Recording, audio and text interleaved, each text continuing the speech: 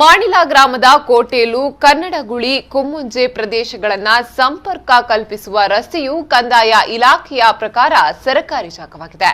ಆದರೆ ವರ್ಗದಲ್ಲಿದೆ ಎಂದು ಹೇಳಿಕೊಂಡು ಸಂಚಾರಕ್ಕೆ ಅಡ್ಡಿಪಡಿಸುವ ಖಾಸಗಿ ವ್ಯಕ್ತಿಯ ಮೇಲೆ ಪ್ರಕರಣ ದಾಖಲಿಸಿ ಬಂಧಿಸಬೇಕೆಂದು ಆಗ್ರಹಿಸಿ ದಕ್ಷಿಣ ಕನ್ನಡ ಜಿಲ್ಲಾ ದಲಿತ್ ಸೇವಾ ಸಮಿತಿಯ ವತಿಯಿಂದ ಮಾಣಿಲ ಗ್ರಾಮ ಪಂಚಾಯಿತಿ ಮುಂಭಾಗದಲ್ಲಿ ಸೋಮವಾರ ಪ್ರತಿಭಟನೆಯನ್ನ ನಡೆಸಲಾಯಿತು. ಎಲ್ಲಿಯ ತನಕ ಹೋರಾಟ ಬೇಕೇ ಬೇಕು ಬೇಕೇ ಬೇಕು. ದಲಿತ್ ಸೇವಾ ಸಮಿತಿಯ ಕಾರ್ಯಕರ್ತರು ಹಾಗೂ ಗ್ರಾಮಸ್ಥರು ಮಾಣಿಲ ಗ್ರಾಮ ಪಂಚಾಯತ್ಗೆ ಮೆರವಣಿಗೆಯ ಮೂಲಕ ಆಗಮಿಸಿ ಖಾಸಗಿ ವ್ಯಕ್ತಿಯ ವಿರುದ್ಧ ಘೋಷಣೆ ಕೂಗಿದ್ರು. ಪ್ರತಿಭಟನೆಯನ್ನ ಉದ್ದೇಶಿಸಿ ಮಾತನಾಡಿದ ದಕ್ಷಿಣ ಕನ್ನಡ ಜಿಲ್ಲಾ ದಲಿತ್ ಸೇವಾ ಸಮಿತಿಯ ಜಿಲ್ಲಾಧ್ಯಕ್ಷ ಬಿಕೆ ಸೇಸಪ್ಪ ಬೆದ್ರಕಾಡು ಅವರು, ಈ ಜಾಗ ಸರ್ಕಾರಿ ಜಾಗ ಎಂಬುದರ ಬಗ್ಗೆ ನಮಗೆ ಮಾಹಿತಿ ಸಿಕ್ಕಿದೆ. ಆದರೆ ಇಲ್ಲಿಯ ಖಾಸಗಿ ವ್ಯಕ್ತಿ ಅದು ನನ್ನ ವರ್ಗ ಜಾಗ ಎಂದು ಹೇಳಿಕೊಂಡು ನ್ಯಾಯಾಲಯ, ಗ್ರಾಮ ಪಂಚಾಯತ್ ಹಾಗೂ ಗ್ರಾಮಸ್ಥರನ್ನ ವಂಚನೆ ಮಾಡುತ್ತಿದ್ದಾರೆ. ಸರ್ಕಾರಿ ಜಾಗವನ್ನ ಒತ್ತುವರಿ ಮಾಡುವುದರಿಂದ ಕಾನೂನು ಬಾಹಿರವಾಗಿದೆ.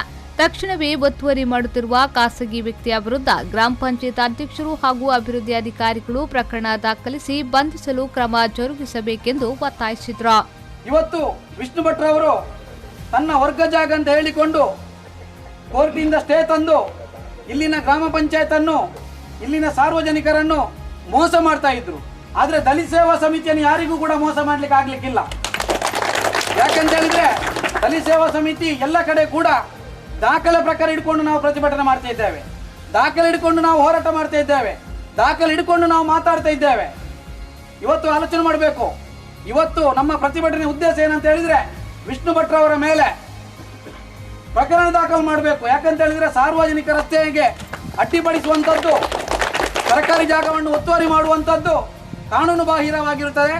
ಆದ್ದರಿಂದ ಗ್ರಾಮ ಪಂಚಾಯತ್ ಬಿಡಿಒ ಮತ್ತು ಇಲ್ಲಿನ ಅಧ್ಯಕ್ಷರು ಅವರ ಮೇಲೆ ಪ್ರಕರಣ ದಾಖಲಿಸುವಂತ ಕೆಲಸವನ್ನು ಇವತ್ತು ಮಾಡಬೇಕು.